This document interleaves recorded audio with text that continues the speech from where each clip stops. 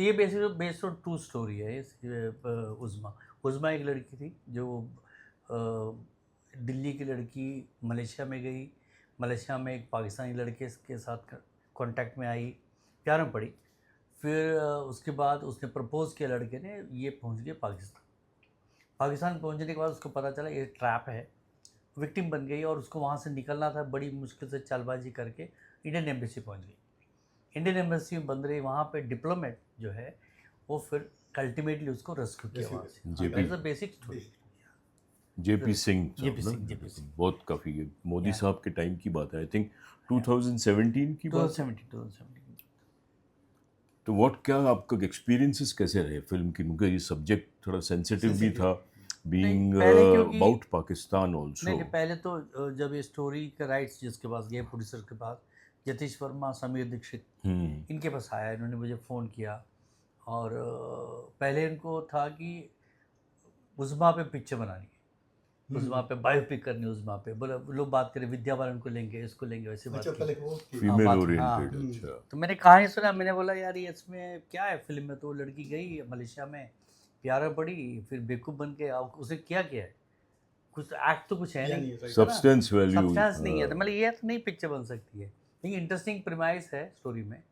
फिर मैंने बात की कि कौन था डिप्लोमेट वहाँ पे, तो बोला कि एक्चुअली उस रेस्क्यू में जेपी सिंह करके डिप्यूटी थे, वो किया है, फिर उनको मिलना है, जब मिले उसके बाद डिसाइड करेंगे। फिर उनको बुलाया गया, वो बॉम्बे आए।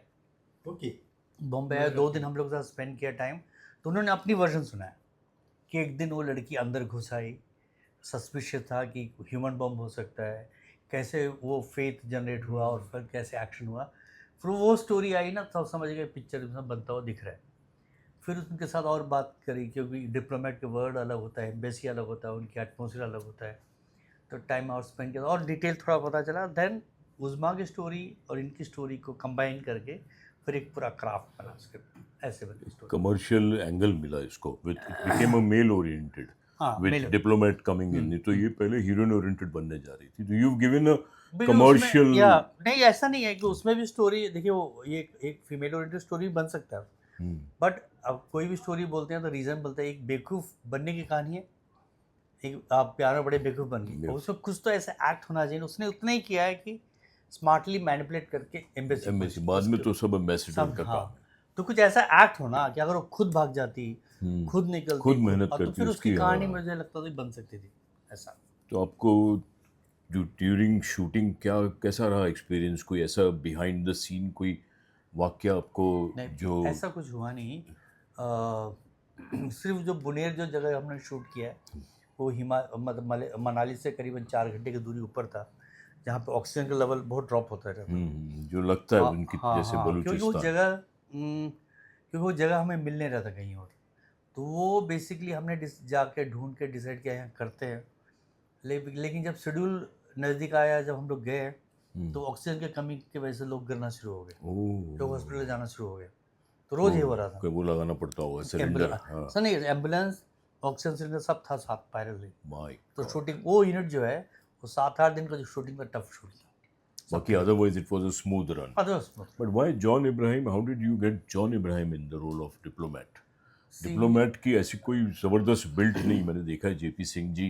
तो जॉन इब्राहिम लुक्स लाइक अ जॉन इस फिल्म एक्शन। के प्रोड्यूसर है, इसीलिए तो मजबूरी नहीं थी कि नहीं आपको नहीं जॉन को ही लेना है नहीं, इसमें। जॉन तो प्रोड्यूसर शुरू में था नहीं, जी हाँ, जॉन तो बाद में आया, बिकॉज अश्विन वर्दी ने उनको स्क्रिप्ट भेज दिया था। मुझसे एक बार पूछा कि जॉन कैसा रहेगा। जॉन का मेरे को मद्रास कैफे बहुत पसंद था, मतलब बहुत कंट्रोल परफॉर्मेंस था।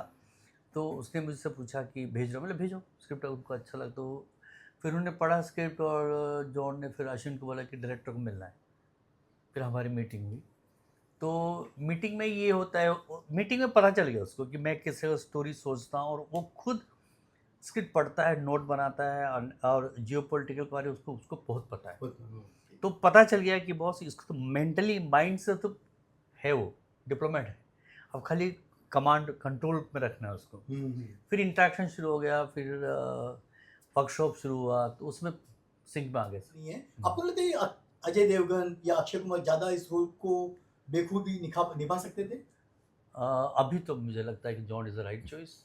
फिल्म देखने के बाद उसकी हाँ। बिल्कुल यानी आप मैंने फिल्म देखी कल है, बॉडी definitely, लैंग्वेज और उसकी सूट अप्रोच सूट पहना के आपने हाँ, उसको हाँ। रखा है डिप्लोमेट sophisticated। नजर आए जॉन और उसकी जो He's a जो good उसने actor, की ना आपने जैसे बहुत अच्छी परफॉर्मेंस निकाली जॉन से। जॉन ने भी हाँ, एग्री I किया agree कि शिवम सर ने बहुत मेहनत की Yeah. और मेरे को एक अच्छा कैरेक्टर आपको दिया। क्या लगता है commercially this is viable project and See- how is the audience today according to you, the box may- office मेरे- audience मे- of today? सी मेरे हिसाब से ये कॉमर्शियल सक्सेसफुल होगा फिल्म। रीज़न क्योंकि एक बड़ा ऑडियंस है, यंगस्टर्स बहुत सारे हैं जो अगर उस तरह की सिनेमा देखते हैं है ना, तो वो ऑडियंस डिफरेंटली जॉन का एक ऑडियंस है जो मद्रास कैफे देखा है, जो परमाणु देखा है, वो ऑडियंस तो इस पिक्चर को लाइक करेगा। करेगा एक अलग ऑडियंस है जो आईआईटी है, कॉलेज स्टूडेंट्स है, इंटेलिजेंट इंटेलिजेंट वो सिनेमा है और उस एरिया को वो नैरेटिव ऐसा नहीं कि टिपिकल, ऐसा भी नहीं कि ड्राई डॉक्यूमेंट्री है, नहीं दिस इज कमर्शियल ड्रामा है, and commercial drama। Anti Pakistan आने से कमर्शियल हो जाता है। भले पाकिस्तान टेरिटरी कह रहे थे महरूम हो जाओगे आप,